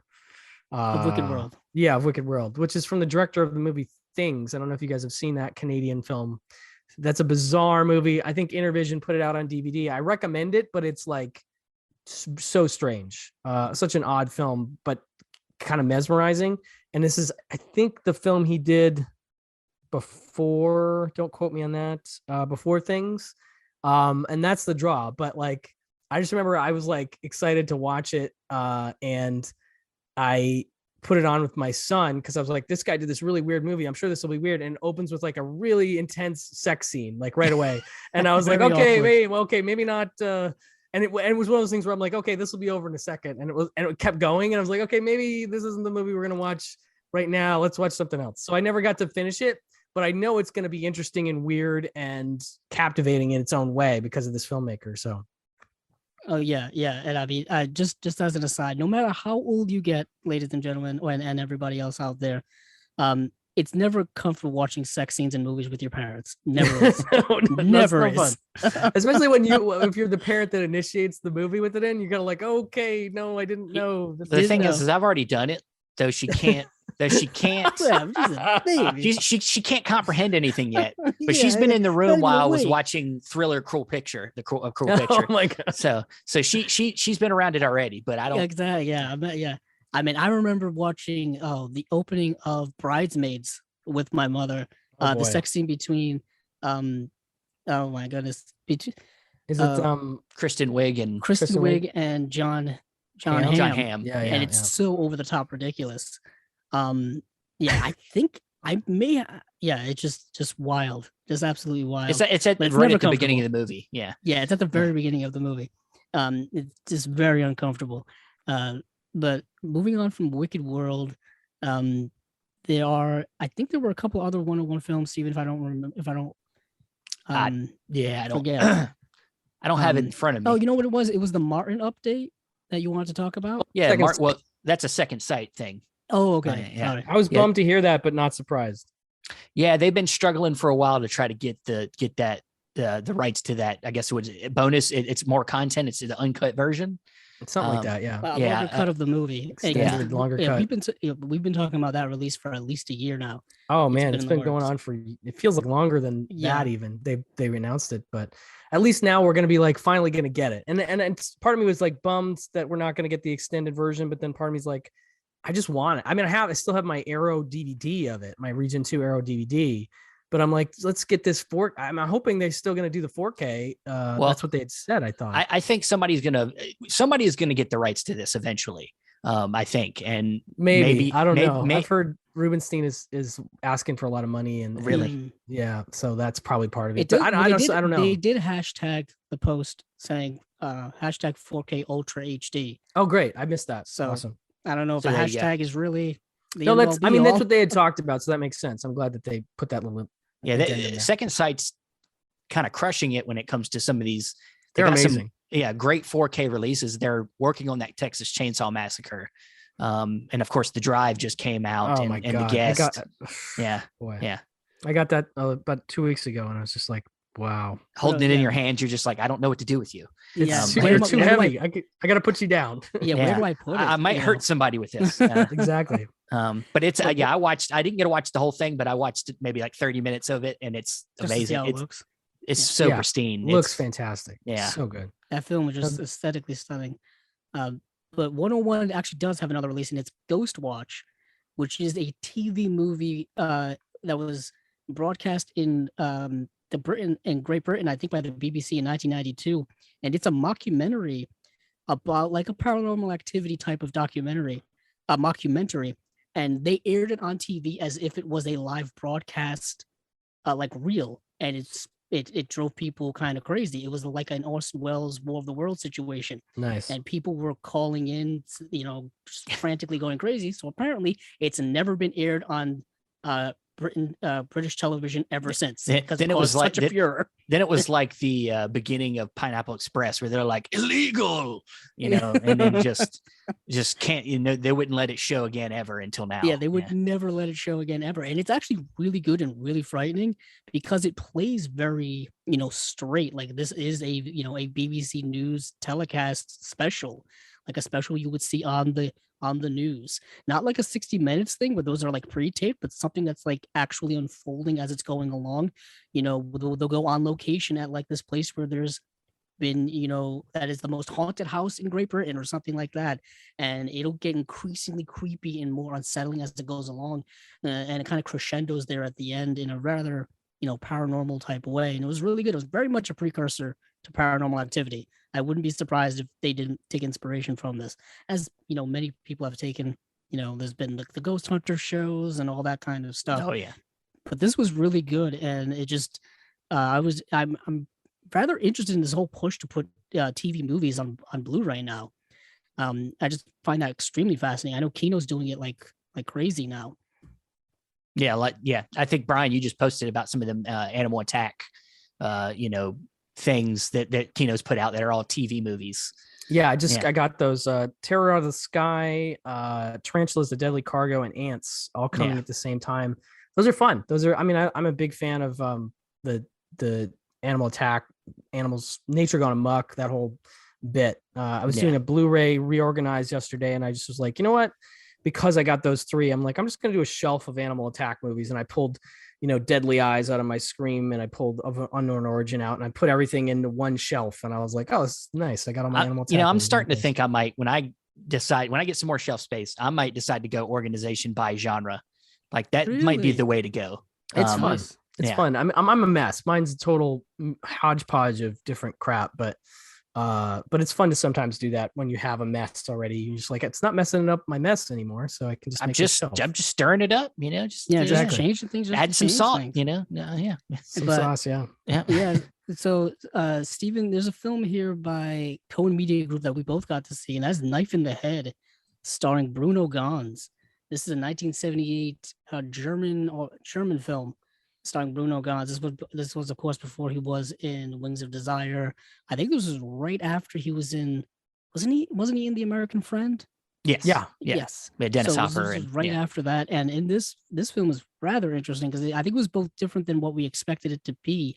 And this is a film where Bruno Ganz, at the beginning of the film, is shot by police, and he slips into a coma, and now he has to kind of rehabilitate himself from the ground up when it comes to relearning how to walk, or relearning how to talk, and dealing with paralysis and stuff like that. But a little twist here is the police are blaming him for stabbing a police officer, but that may or may not be true.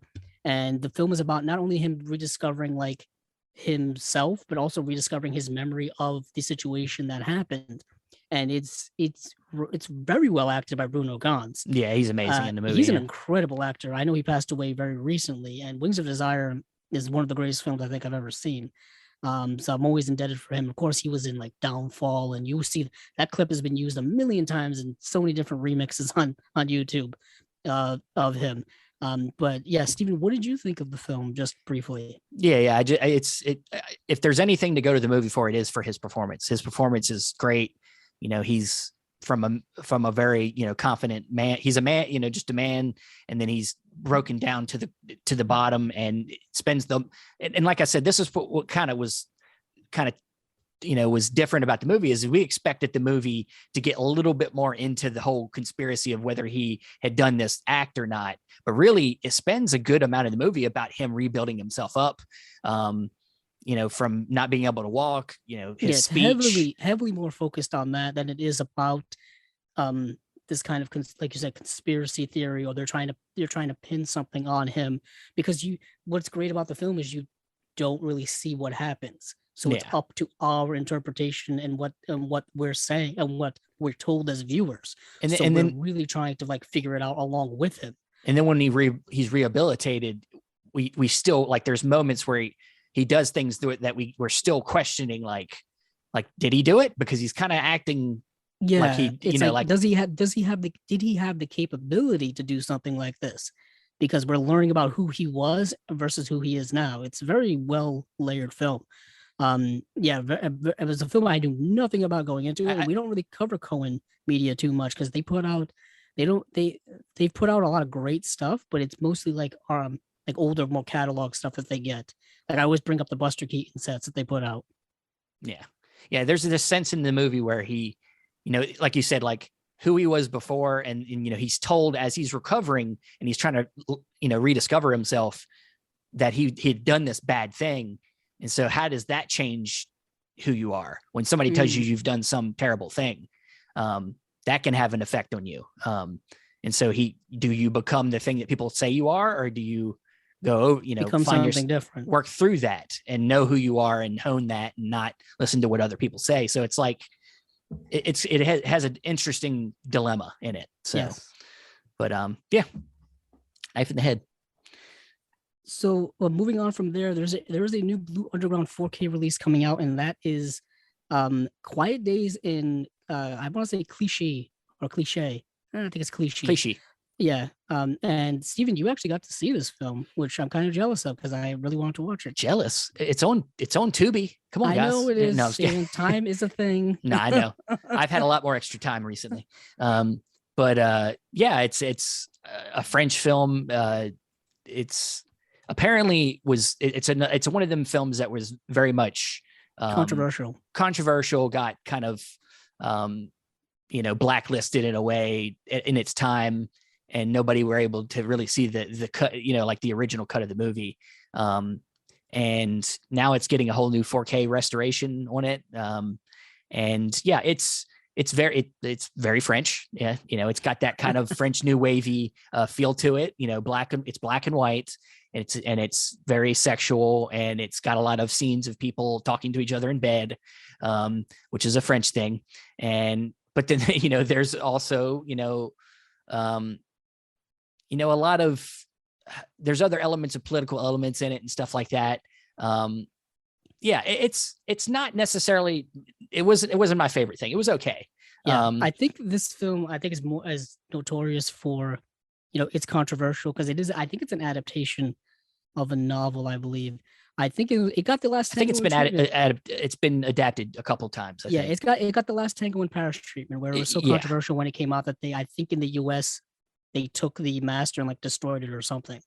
So it's maybe it's been a long lost film for a very long time, or at least not in great condition, because they did find a newly discovered uncut and uncensored original fine grain negative. So they were able to discover that, and I guess this is a world premiere. So this is obviously never seen the light of day in HD before. Brian, have you heard of this film? Yeah. I know Blue Underground does a lot. Yeah, I know this is. I haven't heard of this, and I missed this announcement completely. Okay. I know Henry Miller's work. I always, if I can tie it back to another movie, I always think of After Hours being After Hours. Griffin Dunn's character is reading Henry Miller's book Tropic of Cancer in the diner when he meets Rosanna Arquette. So like that's a thing, and yeah, they made a movie out of Tropic of Cancer, I think, and that was also pretty sexy movie if I recall. So I think his work has a very sexual nature. So I'm not surprised based on your description, Stephen. But yeah, I missed this announcement, so I'm curious about the film. But yeah, maybe not in something I'm going to rush to, but I'm definitely, because it's Blue Underground and because their 4Ks have been amazing. I just got a chance to check out their God Told Me To 4K, and it is mind-blowingly good. Like it does. Transfer is insane. I mean, not that you'd be surprised because they haven't had a dud yet in their 4K catalog, but yeah, the God Told Me To just knocked me out. Just so good looking. Yeah, I got House by the Cemetery. Oh yeah, yeah, that's a good one. Yeah, it blew. Well, it's a story going back to, we talked to Bill Lustig. You lost that interview. Sucks. Oh no. Yeah. So sorry, man. Yeah, we talked to him about Uncle Sam. We talked about everything else, but we talked about it because he has Uncle Sam just came out in 4K now, and we were able to talk to him a little bit about that release months ago when that happened. But that's too bad. Yeah. I got to see that for the first time in 4K, and I had a lot of fun with that movie. It's a fun one, yeah. Yeah, it's super fun. Super fun. It's coming out at the most like apropos time when it comes to right around the 4th of July. Yeah. Well, yeah. Also that. Yeah, that as well. But exactly. Yeah, and also for the 4th. I saw so many people watching that on the 4th of July, and it's a great 4th movie for sure, and stuff, and it's like, yeah, that makes sense. America murdering everybody, and there's some crazy fire stunts, explosion stunts in the end of the movie that I was like, wow, how did they do that? Yeah. I actually had to watch the featurette. There's a cannon thing that happens. Yes, just wild. Somebody getting blown into a house and stuff. Yeah, speaking of TV movies, I think it was it was made for V8. I think it was straight to home video. Yeah, straight to VHS. Because it was his last feature film he directed was that film. I didn't even realize that. Crazy. Yeah. So that's all of that. Not all of that. That's Blue Underground, all that kind of stuff. Knife in the Head. There is another film that came out that I did get to watch. I don't know. We don't know who's putting this out. But it's this film called I think it's Lauren from 1989, directed by Robert, I think Sigel. I think that's how you pronounce that. Yeah, Sigel. It is a 1989 like folk horror film, and the whole time I was watching, I was like, this would have been a perfect part of the Severin All the Haunts Be Ours set because Oh, it fits nice. right in there with its when it's folk horror. It takes place at like turn of the century, like 19th century going to 20th century. So it fits kind of that folklore type time frame. There's weird things going on in a small German village where these kids are being like abducted, and this young girl's having like premonitions, and she's seeing visions of the people who are being of these kids who are being abducted, and she tries to figure out what is going on and the the sinister things that are going on behind the scenes of this small German village, and it's just all of those things. It's very atmospheric and all that stuff. There's one scene where there's this sinister person walking through the fog, and I'm like, yep, that's folk horror right there. That's very much so. And it feels like it's fitting in that realm, but we don't know who's putting out. It is coming out in the UK, and it says here from a very renowned, prestigious label. So do with that what you will. All right. Could be Arrow, could be Eureka, could be BFI, could be BFI.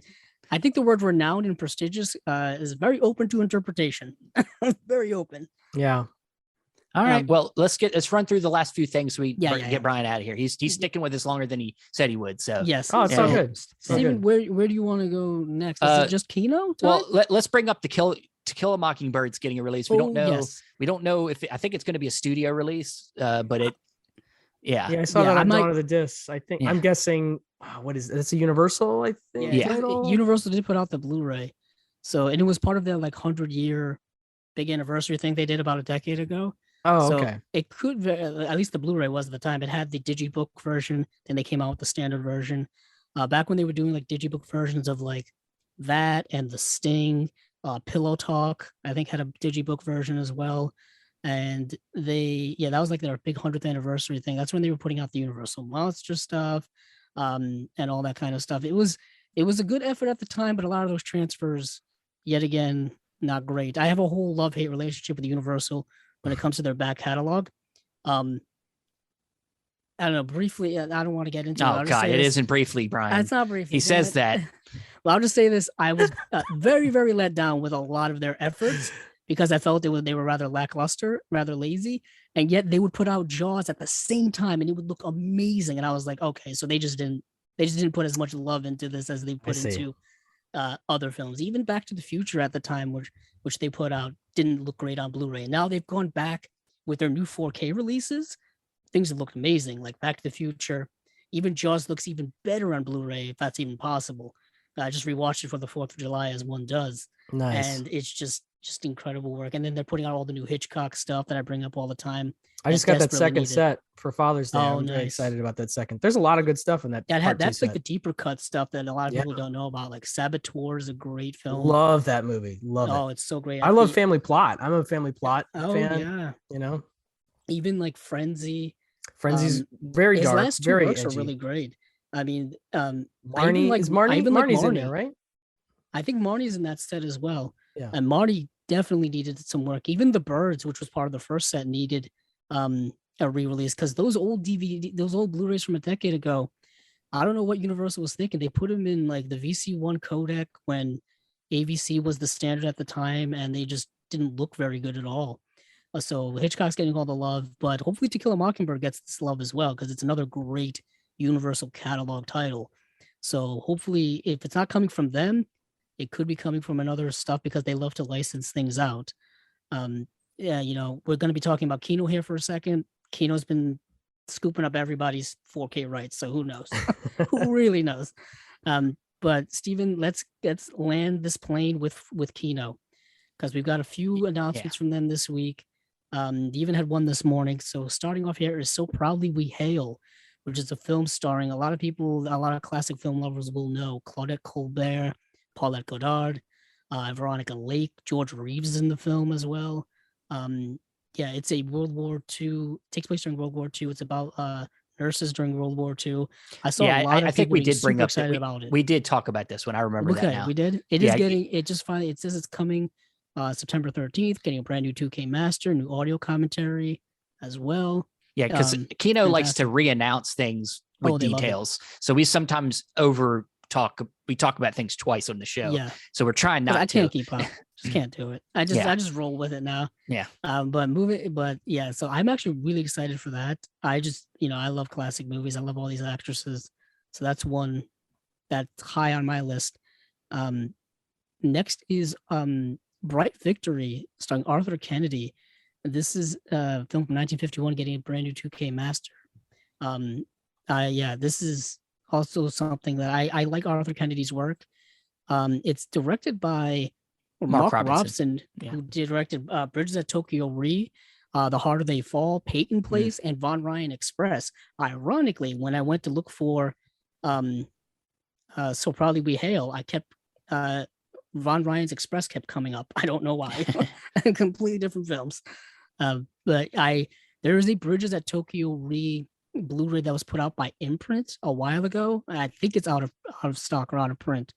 But it's a film I've always wanted to get. And The Harder They Fall just got a Blu-ray release from Indicator. I think it was in that Humphrey Bogart box set. Yeah. Which everybody is posting about now, and I'm super jealous of that as well. Very excited about that set. Yeah, that set.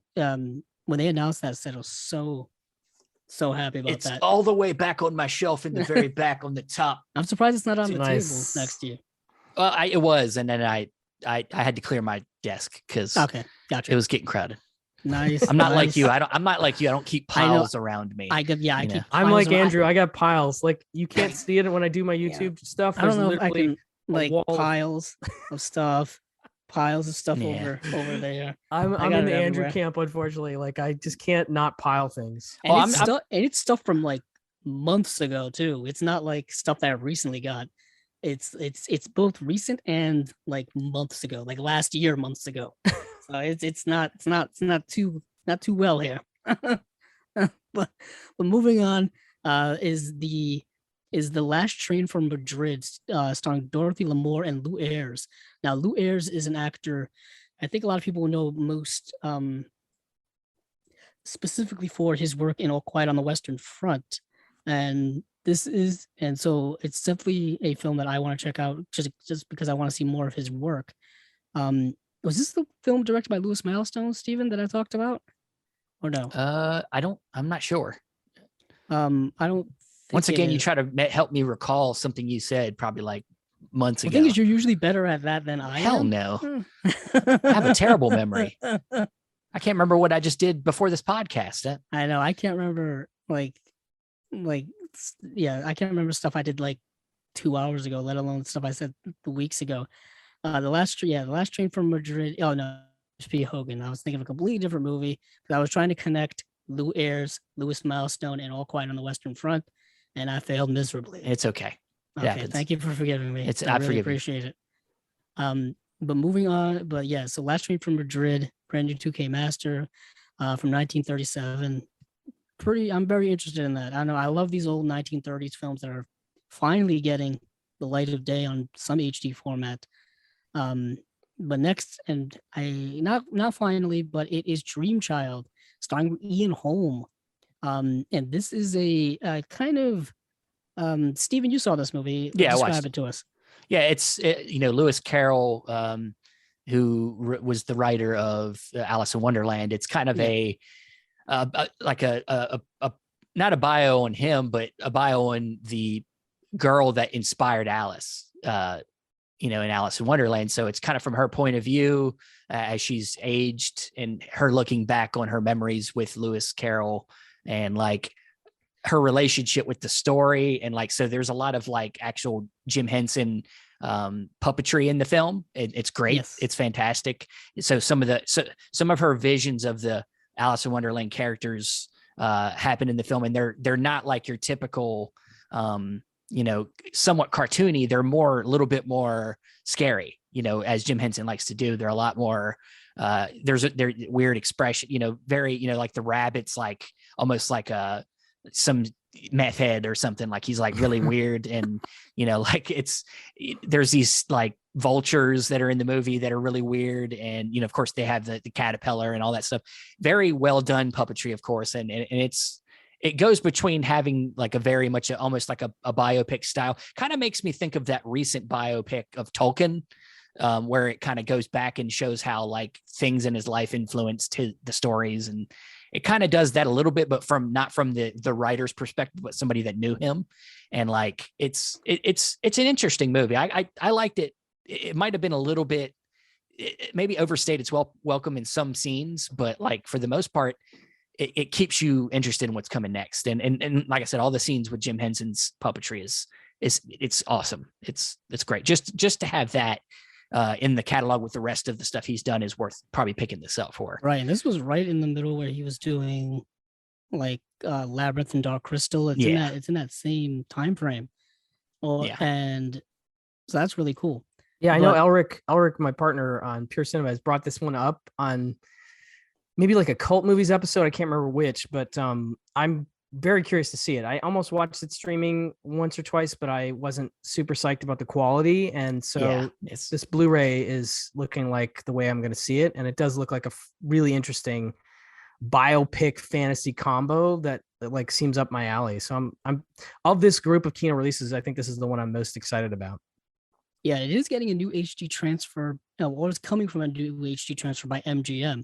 So it's nice, once again, to see the MGM catalog, getting some type of release from somewhere. It wasn't just closed off like we thought it would be when Disney, or not Disney, but Amazon. When Amazon I was thinking of the Fox titles because like I remember when the Fox, that's another story. Yeah, that Fox thing happened. We were buying all these Fox Blu-rays. Thinking they was going to close up shop or something. And then now a couple of them are actually starting to get re-releases, because I know, Brian, you've talked about Signal One Entertainment is putting out a lot of the Twilight Time stuff, and Twilight Time put out a lot of Fox catalog titles. Yeah, I'm excited.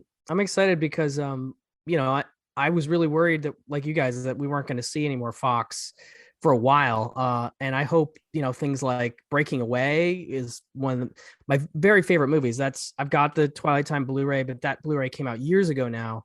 And obviously you can stream this movie, but like, it's truly one of my absolute top tier favorites. And it's not really available on Blu-ray right now. And it's a Fox movie. And so I'm hoping, it'll be UK based, but at least, you can get it. And the Signal One titles, the one thing I didn't talk about in my video is that they seem to be region free, even though they're marked, I think, as region B. I was able to play. Yeah, kind of like an imprint thing. Yeah, exactly. Well, it's even more odd because I think they're a UK company. Yeah. Usually most UK companies are region B locked. Yes. For the most part, like they're CERN like locked. I mean, there may be, this has just been on the most recent ones. I don't want to speak for, like, I was digging actually when I was doing my reorganization yesterday, I found my Blu-rays of Doc, which has come out from Kino since then, Gas, and The Trip. And I want to say that those are all region B locked, but I'm not actually sure. But I know that the 4 that I talked about in my most recent video on my YouTube channel are all, I checked them. They're all even play perfectly on my US player. So I'm hoping that the new Red Rock West, which is coming, I'm hoping that'll be the case with this. I'm definitely going to talk about that Red Rock West on the channel when I get it. I remember when it was first announced. I think it was first announced like right after you talked about it needing a Blu-ray. Yeah, so weird. That was so strange. Like, what did you know, Brian? I didn't know anything. It was a crazy serendipity. I love it. I'm glad they're putting that out. That's a great. I know it was somebody had said that on Twitter had said that there is going to be another edition of this coming out. So, yeah, there's going to be a US release. I think apparently there's a rumor. It just all depends on who's putting it out. Who knows? That could be Criterion. It could be. I don't have any information. I don't know. It's just odd that movie's been kind of in, Blu-ray limbo now for years. Because I think it was supposed to come out on Blu-ray years ago, and then that got canceled or something. Red Rock West. And they were waiting for the perfect Nicolas Cage time, and this is the perfect. It's his renaissance right now. Yeah, it is. I mean, and it's a great, we talked about on the New Beverly calendar episode, the last one we did on the Pure Cinema. Phil Blankenship, who works at the New Beverly there, talked about how they played a double bill of Red Rock West and Bringing Out the Dead, and that Nicolas Cage himself suggested that double bill. Apparently, those are 2 movies of his that he loves. Which he's right, they're both great. But yeah, Red Rock West in particular does not get enough love for as good a movie as it is, and it's really, really good. We talked about it because when they finally announced that it's coming out August next month. So we were just Very exciting. waiting for that announcement date so we can actually really kind of delve into it, and special features and all that stuff. But Bringing Out the Dead is another film that needs a Blu-ray release so desperately. Bad. It's one of Scorsese's only films. That and After Hours doesn't have Blu-ray release, and a couple of his early stuff doesn't. But those two are the most prominent ones. Yeah, I mean, everything else pretty much has a Blu-ray release at this point. I think After Hours is pretty much, Criterion every single month. People keep talking about it. I hope they don't let us down, because I'm dying. I'm just dying for that. Yeah, it's like point. We need this upgrade. This DVD is like so old. Come on. Coming back, sorry, to the Red Rock West. I pointed it out in my video, but there's a video essay by, I think Mark Searby is his name, a UK, I want to say he's a film critic. And he had messaged me about some interviews that he did for the new Red Rock West. And he was really excited about those interviews for the disc. So I'm really looking forward to those special features on that Red Rock West Signal 1 disc when it comes out. Yeah, we actually interviewed the guy that did the essay, the booklet for that. Oh, release. Fantastic. Yeah, Ian Schultz. And he's going to come back in August to he was talk on. With us we did a whole episode on David Cronenberg's Blu-ray releases, and he was a guest on that. Excellent. And he told us recently that he wrote an essay for, I think, a previous release that they're going to use now for this release of Red Rock West. So when that comes out, we'll have him on and we'll talk about that movie. Good stuff. Awesome. So kind of landing this Kino Lorber Studio Classics plane here. The last thing that was announced a couple of hours ago is part of that Paramount deal, that big Paramount deal that they did recently. And this is The Strange Love of Martha Ivers, starring Barbara Stanwyck, Van Heflin, Elizabeth Scott, and Kirk Douglas. This is a great film. Stellar cast, absolute stellar cast. This is getting a remastered by Paramount. A lot of Paramount's remasters recently have looked amazing. They're opening up that back catalog and just giving their stuff just the top treatment. I've always been a big fan of Van Heflin. I bring up this movie a couple of times. There's this movie called Johnny Eager, where he won an Oscar for his performance, and I think it's one of the great film noirs that desperately needs a Blu-ray release in general. I forgot to bring it on when Eddie Muller was here because that'll happen to you. Blanked. Yeah. But Van Heflin, I think, is a great actor, and this film is really, really good. The Strange Love of Martha Ivers, and this is the Lewis Milestone connection that I was trying to make a few moments ago. Lewis Milestone directed this film. That's where it was, Stephen. So I got there eventually. Yeah, you stumbled, but you got back up. You did the whole Rocky thing. It's cool. I did. You came back in the second movie, and you won. It's cool. But yeah, that's great. That's it for the Kino stuff. And let's go ahead and stop it there. We have had Brian's been gracious to stay with us longer than he said he would. No worries. And we want to thank you and thank your wife for letting us let you stay with us. I'll pass that along. Thank you. Yeah. And once again, tell everybody the best places to reach you. I'm relatively active on Twitter. Just the Disc Pod, Pure Cinema Pod, Bob Freelander. Those are my Twitters. Instagram, Just the Disc Pod on Instagram. I definitely post a lot there, and Pure Cinema Pod on Instagram. But yeah, the YouTube channel, just look up Just the Discs YouTube and subscribe, please. I'd love to have more folks checking that stuff out. But I'm trying to put out about 3 videos a week, a couple more singular reviews, and then usually like a pile of discs at the end of the week on Sunday. But yeah, appreciate any and all engagement and or subscriptions that anybody wants to throw my way. So thank you for that. Yeah, no problem, man. And of course, I one other thing is keep up with his Twitter for deals, because he likes to post a lot of disc deals that he finds. It's a regular thing. Yeah, and so he's always finding stuff on Amazon or wherever it is that has a good deal for a disc. So he's a good resource for that. So yeah, keep up with that. Yeah. Cool. Andrew, where can you be found? You can find me on Twitter as well at Capzilla06, as well as our YouTube channel, Chasing Labels. And you can find me on Facebook, Stephen Billings. You can also find me at the other Chasing Labels pages, whether it be our Twitter at Chasing Labels, our Instagram at Chasing Labels Pod. You can follow me on Letterboxd at Chasing Labels. And you can also find the audio for the podcast at Podbean, Apple Podcasts, Stitcher, Spotify, and other places. Thanks again for listening. And hey, keep on watching them movies. I know I will.